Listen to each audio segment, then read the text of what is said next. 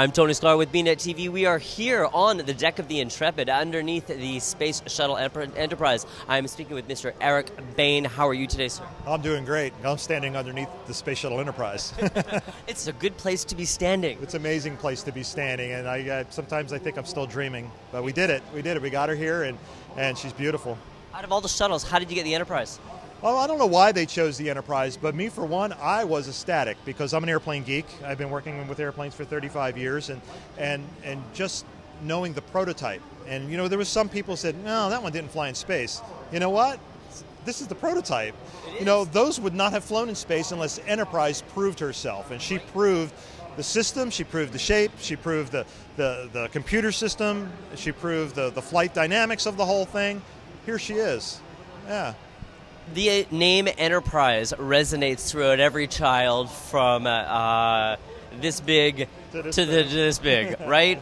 We're all Trek fans, Absolutely. right? The USS Enterprise has have a fantastic name throughout history alone, but here you are under the Enterprise that actually flew, and you helped put this whole thing together. How does that feel as a Trekkie?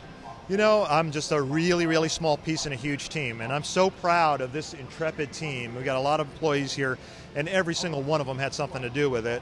To see it here, just be a part of that team, I'm just so darn proud. And Trek fans, come on out, because you're responsible for the name, actually. Did you know that?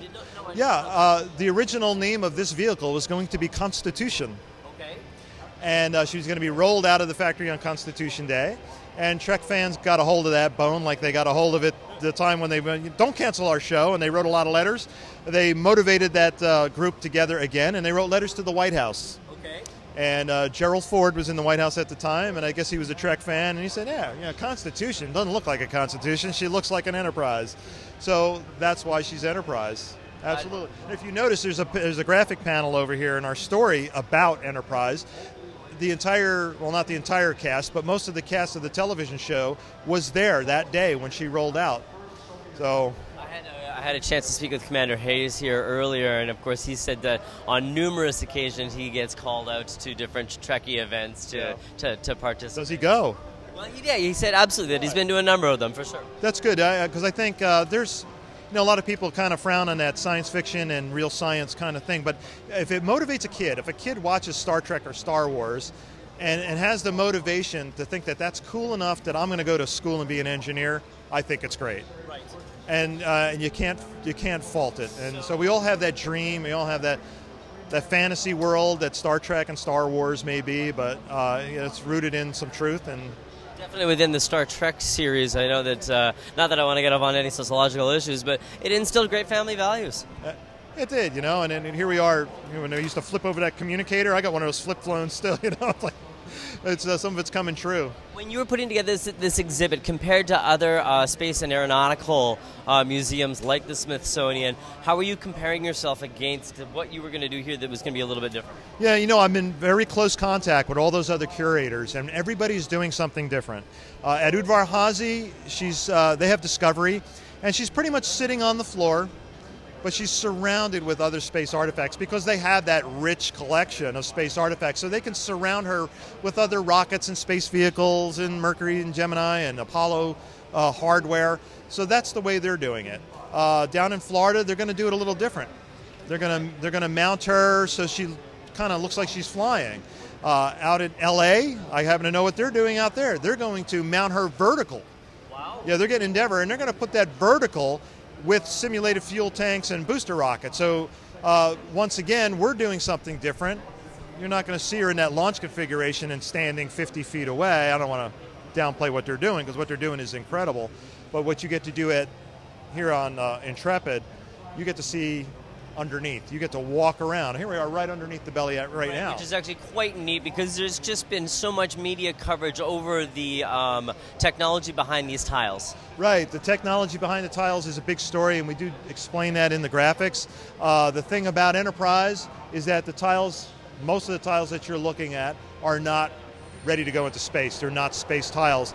There is some sections I could show you on the left main landing gear door where you could see those space-rated tiles. But they didn't put that system on Enterprise because she was only going to fly in the atmosphere anyway. And they're really expensive, and they're very fragile. So she's covered with a foam replica tile, but it's all there, the same thickness. The tiles are cut in the same pattern. It's all there, but not the right material. So I know that you're not allowed to go inside, but have you been inside? Yes. And what's your favorite part about being inside? Being inside. Have you sat in that chair? Actually, chairs are not in there. Enterprise had 2 ejection seats. And those ejection seats were removed back in the late 70s and sent back to the Air Force. They came out of the Air Force spy planes, the A-12 SR-71 series. So, but being inside, it's not a religious experience, but it is it's a very moving experience to be inside there. And we're all business when we're in there. I have a very small team, and we're going to be spraying the entire inside with a corrosive inhibitor. So it's all about preservation at this point. So anytime we go, we never go in there for no reason. Everything is for a reason, and it's preservation. You're just not you're not storing the Christmas trees in there for Christmas time and whatnot. No, and I'm not going to go in there and read a comic book. Though that would be cool. Well, although it's a good place to take your lunch break. No food. But yeah, it's an amazing vehicle. And then finally, Eric, out of the entire exhibit, what is your favorite part? And it's going to be that's a tough question. And let's just go with that. My favorite part, it's all my favorite part, but what I really enjoy most, and we had a little bit of that this morning because we did a members preview this morning, and some of those members brought their kids. And when you see a little kid and and their mouths are gaping open and their eyes are as big as saucers, that's my favorite part. And if a kid could come in here and see the history of Enterprise, the history of NASA, the history of the Space Shuttle, and on their way out, they're going to see what's in the future. The last graphic panels talk about what's next. And if that little guy or little girl gets inspired to go to school and be an engineer, that's my best part. You've done your job well. Congratulations, Eric. Congratulations on a fantastic event. Congratulations on having such a wonderful and historical craft on your deck. What was your impression when you walked in? Was it more than you expected? I was on a boat in the Hudson, and I saw it from there.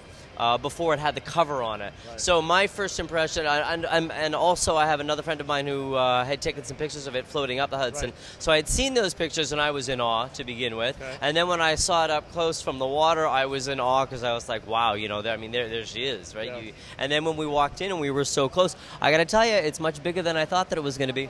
Very true, very true. That's a very common impression that I'm getting. I'm asking everybody because I don't know what your expectations were. I thought maybe these people are expecting to see Enterprise in a bag. Right. And we wanted to do so much more than that. We're only going to be up here for a couple of years. This is our temporary structure, but we want to do it justice. We want the history in here. We want a little bit of the wow factor. We got the viewing platform. We got a lot of videos. Is the cover going to come off or is the cover staying on?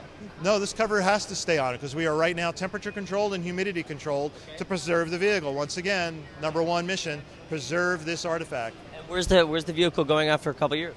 Well, we want to build a permanent building. Okay. And where that will be, we don't know. It might be on our pier. It might be over in our parking lot across the street. But that building will then become the Science Center of New York. And Neil deGrasse Tyson over there at the Hayden Planetarium will say, what? But he's a great friend of ours, and we look forward to having Neil around here a lot. Dr. Tyson, come on out. You heard it here first, Dr. Tyson. Eric, thanks for taking the opportunity to speak with us here today aboard the Intrepid. Fantastic. Congratulations on a fantastic and wonderful exhibit. All righty, thank you. I've been speaking with Mr. Eric Boehm here on the Intrepid. I'm Tony Sklar with bnetTV.